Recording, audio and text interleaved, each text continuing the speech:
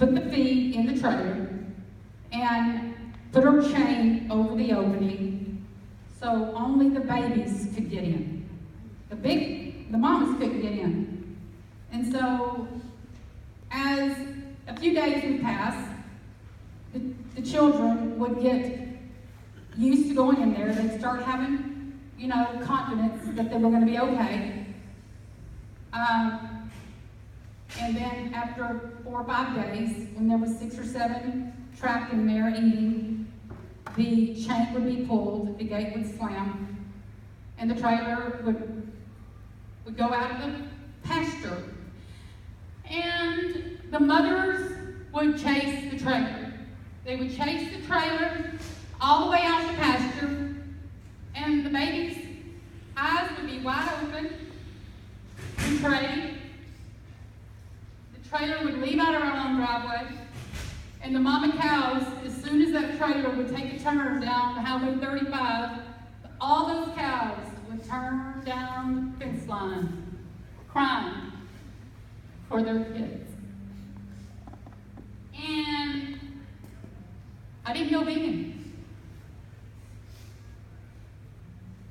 Didn't even think about going vegan. I just cried. And my husband told me, Renee, you got to stop crying. You got to suck this up. You are a rancher's wife. This is what we do. We are feeding America.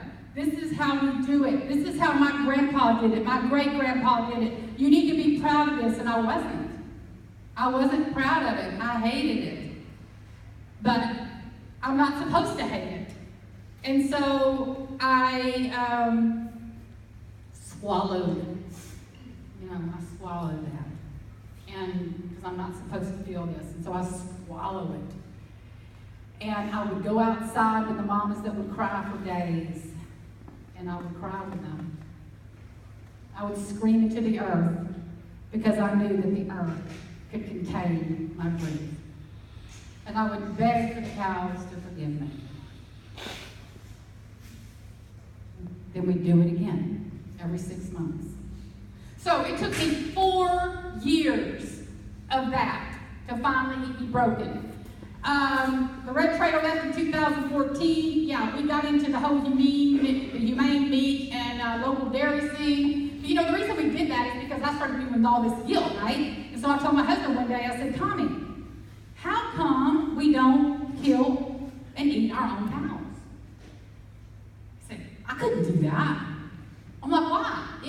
I started really asking questions, because I started noticing all these babies going to slaughter. We kept doing it, but yeah, we buy, our meat from, the grocery store. I'm like, why don't we kill our own? Well, because I know those cows. I'm like, really? So, you can't eat this one because 92. He used to call them by numbers, whatever tag was in there, he'd name them 92 or ED because of a brand it had on the side.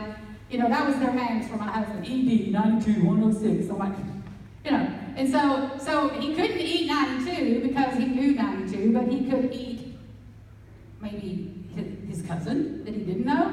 And that's what I would tell him. I said, so we can eat his cousin? I said, how do you know you're not eating 92 whenever we buy it at the grocery store? He said, well, I just don't want to do that here. So I started, not purposefully, but because of the kind of person I am, I continued to ask questions and probe my husband for deeper understanding of what we were doing.